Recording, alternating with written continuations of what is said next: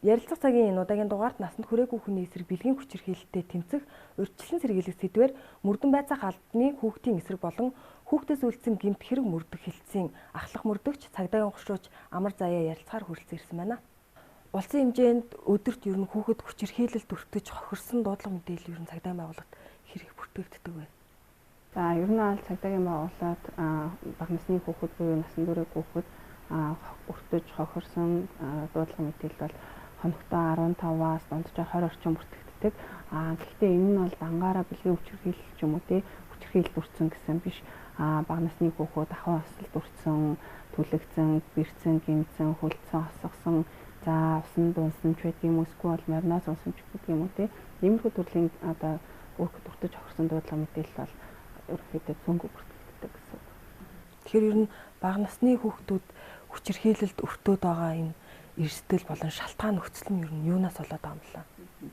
За ер нь бол хүүхэд хүчирхийлэл буюу гэмт хэргийн хохирогч юм уу хавлбагдагч болох тохиолдолд бол шалтгаан нөхцөл гэхээсээ илүүтэйгээр эцэг эхчүүд бидний нэрийн асран хамгаалах үүргээ биелүүлэхгүй байгаагаас насан туршийн хүүхдүүд бол гэмт хэрэг зөрчлийн хохирогч маш их болж байна. Яагаад тэгэхээр бид нэр хүүхдэд тавих хараа хяналтаа сайжруулаагүй, хүүхдийнхаа хинтээ найзалж нөхрөлж байгаад анхаараагүй, за дээрээс нь сургуулийн орчинд буюу багш сургууль хүмүүжүүлэгчдийн анхаарал халамж хяналт сул байгаагаас хүүхэд болохоор энэ үйлдэл нь болохоор хууль зүйн дагуу буруу үйлдэл юм уу, зөв үйлдэл юм уу, энэ үйлдэлийг хийхээснийхаа улмаас би яг хохирогч болох юм уугүй юу гэдгээ бол сайтар ухамсарлаж ойлгох тийм чадваргүй байдаг. Энийг нь болохоор нөгөө нэг гэмт хэрэг зөрчил үйлдэж байгаа этгээдүүд маань овжноор ашиглаад бага насны хүүхдийг төрөл бүрийн гэмт хэрэг зөрчлийн хохирогч болгоод байгаа л та. Тэгэхээр энэ гэмт хэрэг зөрчил бид нар юуг анхаарах вэ гэхээр эцэг эхчүүд, асран хамгаалагч бид нар дээрээс нь бас төрийн байгууллагууд буюу хүүхд хамгааллын байгууллагуудын хараа хяналт тэр соён гэгэрүүлэх, сургалт сурталчилгааны ажиллагааг бол дэлгэрэнгүй явуулах, нийтэд хүртээлтэй байдлаар, хүртээмжтэй байдлаар хүргэх энэ асуудлыг болохоор дэлгэрүүлэх нь чухал гэж үзээд байгаа юм. Цагдаагийн байгууллага ер нь энэ төрлийн гэмт хэрэгээс хүүхдүүдийг урьдчилан сэргийлэх тал дээр төрийн болон төрийн бус байгууллагууд ер нь хэрхэн хамтарч ажиллаж байна? Үр дүн нь ер нь хэр байна вэ? За ер нь цагдаагийн байгууллагын зүгээс бол насан турш хүүхэд хохирч холбогдож байгаа гэмт хэрэг зөрчлийн дуудлага мэдээлэлд бол тогтмол дүн шинжилгээ хийдэг. За тэгээд шалтгаан нөхцөл юунаас үүдэж байна гэдэг яг тодорхой шалтгаан нөхцөл дээр нь болохоор төрийн байгууллагуудтай бол хүүхд хамгааллын тухай хууль, хүүхдийн эрхийн тухай хууль, хүүхдийн эрхийн үндэсний конвенц заасны дагуу болохоор төрөл бүрийн урьдчилан сэргийлэх, соён гэгэрүүлэх арга хэмжээнүүдийг үе шат дараатаагаар хэрэгжүүлдэг. Жишээлбэл манай цагдаагийн байгууллагаас жил бүр зохион явуулдаг бага насны хүүхдийн нуугдмал бэлгийн хүчирхийллийг илгүүлэх, урьдчилан сэргийлэх, түүнийг зассан зогсоох, за шалгаж шийдвэрлэх чиглэлээр бол нуугдмал гэж арга хэмжээг зохиодог байгаа. За хамгийн сүүлд болохоор сэрэмжлүүлээгээд энийг бол 2022 оны 4 сарын 20-наас 5 сарын 20-ны хооронд зохион байгуулж байна. Энд бол төрийн байгууллагууд буюу гэр бүл хүүхд залуучдын хөгжлийн газрыг, боловсролын газруудыг, эрүүл мэндийн яамны холбогдох газруудтай хамтраад ажлын арга хэмжээгээ зохиож байна. Харин төрийн бус байгууллагуудтай бол нийгмийн хариуцлагын хүрээнд соён гэгэрүүлэх чиглэлээр бол сургалт сурталчилгааны чиглэлээр, мэдээллийн чиглэлээр, видео контентийг ард иргэдэд түгээх чиглэлээр ч гэдэг юм уу. Энэ чиглэлээр бол олон жилийн маш олон үр дүнтэй арга хэмжээнүүдийг зохиож ирсэн байгаа л та.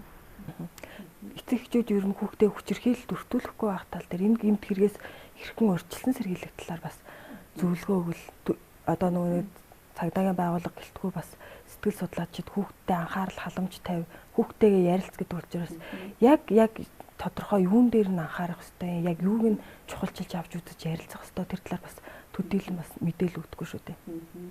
За ер нь бол бидний цагдаагийн байгууллагын ажилтнуудын мөрдөн шалгах ажиллагааны явцад болохоор бага насны хүүхд бэлгийн хүчирхийлэлд өртөөд байгаагийн бас нэг том шалтгаан эцэг эхчүүд бид нэр ерөөсөө хүүхдтэйгээ ярьдаггүй, хүүхд хүмүүжлийн эерэг аргыг ерөөсөө ашигладаггүй дандаа л юу гэх юм болохгүй байна, бүтэхгүй байна тэгэж ийм байна гэж хүүхдийг буруудах хүн гаясаар харилцдаг нь болохоор хүүхд өөрийгөө нээж илэрхийлэх чадваргүй. Тэгээд нээж илэрхийлсэн ч гэсэн яг тэр хэлэх ёстой нууцуудыг болохоор найз нөхдөд ярьдаг ч юм уу эргэцэн үр дагаврыг нь асуудлыг нь тухайн нөхцөлд нь тааруулж шийдвэрлэх тийм чадвар бүхий этгээдэд биш. Өөрийнхөө л ойр тойрны хүрээллийн найз нөхдөдтэй хэлдэг ч байдаг юм уу, ангийнхандаа ярьдаг ч байдаг юм уу. Иймэрхүү замаар нөгөө нэг хүчирхийллийг даван туулах гэж оролддог. Гэтэл эцэг эхчүүдтэй хэрвээ одоо нээлттэй ярилцдаг, эцэг эхчүүд үр хүүхдүүдтэйгээ нээлттэй ярилцаад эерэг хүмүүжлийн аргаар тий хүүхдийнхаа зам байдал яагаад доголдоод байна, сурлаг хүмүүжилдээ яагаад муудаад байна, нойр хоолндоо яагаад муу болоод байна.